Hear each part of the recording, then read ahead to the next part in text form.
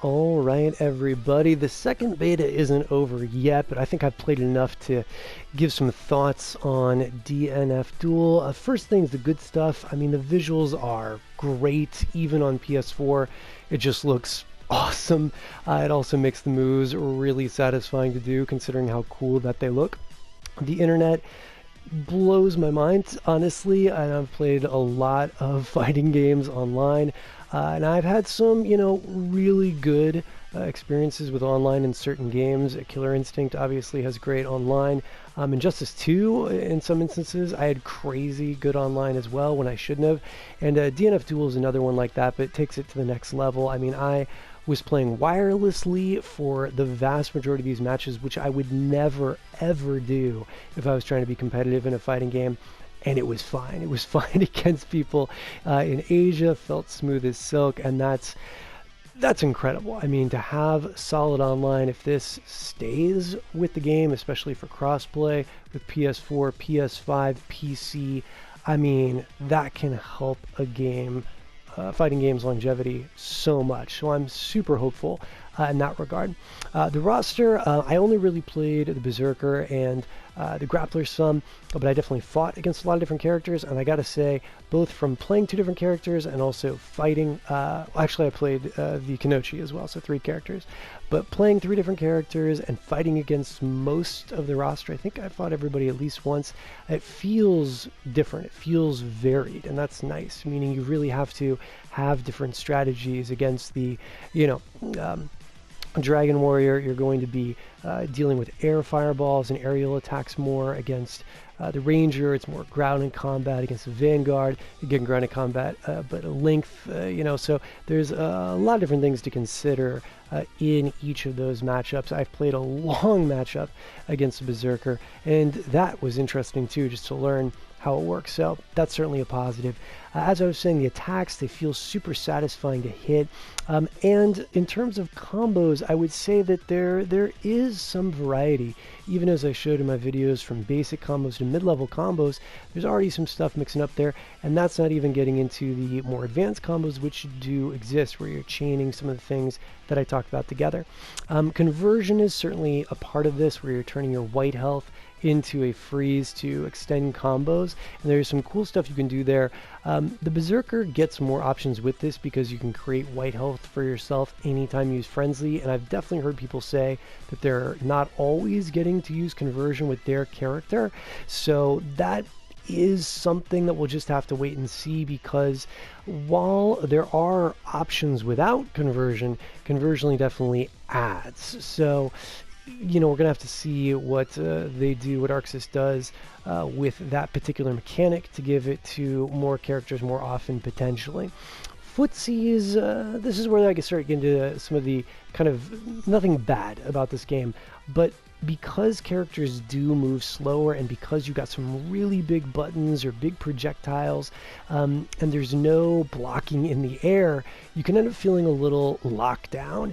Don't get me wrong, certain matches felt very, very footsie based, especially when I was fighting against, myself fighting against a Berserker, but it is going to be, again, interesting to see what they do. I've heard people call for already a little faster movement speed, faster dash speeds. I was playing the Berserker, who's kind of got medium speed. When he's frenzied, he's definitely faster. And other characters like the Kenochi is fast, the Striker's fast. So Ghostblade can dash all over the place. So certain characters definitely have that mobility. So again, I'm not sure how much is needed, but considering how big the moves are and that there's no blocking in the air, at times you can really feel locked down. This also ties to the alpha counter. The alpha counter is, okay. There's plenty of times where there's so much hitting you that you're going to get hit out of it, or you'll be being hit by, the dragon, or a spin wheel, or, something else, and then or the flaming pillar that the Kenochi does, and they just wait slightly outside of range of it, and if you do your alpha counter too early, then because you didn't hit them, or they block it, then you get hit by the thing that's still hitting you. So, I'm not saying the alpha counter should be a free pass, but, I heard Max talking about perhaps having a roll role for the alpha counter as well, especially because it costs, 100 magic points, which I agree with him. I think that is a good cost, but having a role option, yeah, would be nice. Just, again, a little bit more ability here and there, I think would really help this game out and also help out some of the pressure. I will say that the comeback mechanics I find to be super interesting in this game. As you take damage, you get more magic points, which then allows you greater versatility in terms of using your magic skills or alpha countering, and that's pretty neat. It's kind of like a subtle gain that you're getting throughout the match. Also, the fact that every character, when they get into the fat health portion, meaning like where their health is thicker, they get a special ability. I love the Berserkers because it gives him life back with all the damage that he does, but you can also, instead of keeping that, ability, use your super move, meaning use what they call your awaken move. And this is very similar to Fatal Blows in MK, but I think it's done better than Fatal Blows in that once you use it, it goes away. It's not on a timer that comes back if it's blocked. Also, there is no invincibility, so you can't just like throw this out on wake up, and so it really affects when people can use it. I will say that, kind of like with Fatal Blows, I did get a little tired of seeing certain animations. Don't get me wrong, the animations are really sick, but having played MK, I know what it's like to see an animation over and over and over again. And since certain characters, like the Dragon Knight, I should say, not Dragon Warrior, Dragon Knight has got a lot of range on theirs. Range characters like the Ranger can, fire pretty far. Like, these are ones you're going to see in pretty much any combo. I even started getting to a point where I was hitting it off of most of the Berserkers combos when I had it. I like the choice, though. There were instances I used it and I said to myself, I shouldn't have done that. It would have been better for me to keep my life gain ability because, I wasn't going to kill using this awaken move yet. So I love that strategy. So I love its inclusion. I am just worried that because you get it every single round, that if you're seeing it every round, that could get every match, that could get a little old. But overall, I think the comeback mechanics were done really well in this game. Lobbies, fine. We've only gotten one version of the lobby. I'm obviously really interested as a competitive player what's rank mode going to look like. Something that got a little grindy about MK was them constantly resetting it. Personally, I prefer what Street Fighter does, where there's just these ranks and there's a lot of ranks, but you can go away for a while, come back, and you're still at the rank that you left at, or maybe moved a little bit, as opposed to every month having to get back on top of that hill. Obviously, that's a completely personal choice. People might disagree with that, but I think we can all agree that the way ranked matches are done affects how much we're going to want to play it. I'm hopeful that they'll have a 2 out of 3 options, so you could switch characters. It does feel like having other characters for certain matchups are important. I know playing the Berserker against particular characters that want to keep me out unless some movement stuff is changed, I would likely be picking another character in certain matchups. So it can be frustrating if you only get one match against an opponent, or if you're locked into the character like Street Fighter does, where you go in, you get the 2 out of 3, but you can't change your character, and that doesn't feel like tournament. I always want ranked to feel like it's going to be in tournament. Obviously, there's a casual, matches for casual matches, and that's wonderful too, to practice new characters, mess around, and not need to worry about your rank.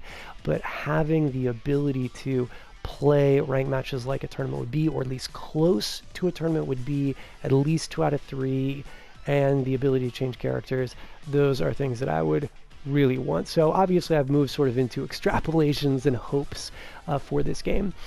Overall, though, I will say it is a fun game. I certainly agree with, again, Max on that, Maximilian. That is just, you go in, and because of the way they didn't release a lot of information, it's mainly just YouTube videos like these where you're learning stuff. It does feel like you're discovering as you're playing the game, and that is really, really enjoyable.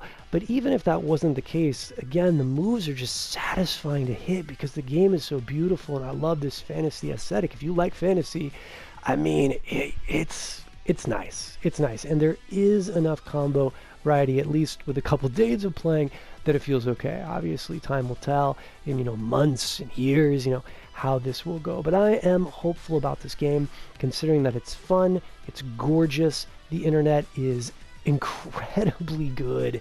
I mean, that's an instant buy for me as a new fighting game. So I will be getting this fighting game most likely on PC. What about you? What did you think of the beta? What did you like? What did you not like? What were your reactions? I'll be interested to hear in the comments. Let me know. As a quick bonus for the Berserker, some closing thoughts.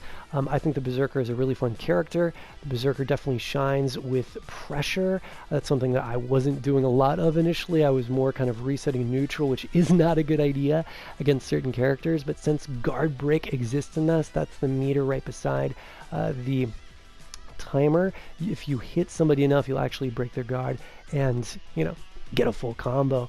And considering that the Berserker has access to its magic skill of Frenzy, it can cancel kind of whenever it wants, as well as using conversion cancels. So there's a lot of times you can pressure and keep pressuring if the opponent, you know, doesn't find a way to stop you. Most pressure does have gaps, so as long as you got a character that has, you know, a DP, you can get out of those, whether it's a Berserker pressuring you or someone else, which is nice. But overall, I thought the Berserker was a lot of fun. Obviously, I'd like it to maybe have a little bit more mobility, maybe roll, go a little bit further, stuff like that. But again, time will tell. So once more, I'll ask, what did you think of DNF Duel? What did you think of your character? Were you enjoying them, and will you get this game? That's it. That was the beta. Hope you enjoyed it like I did.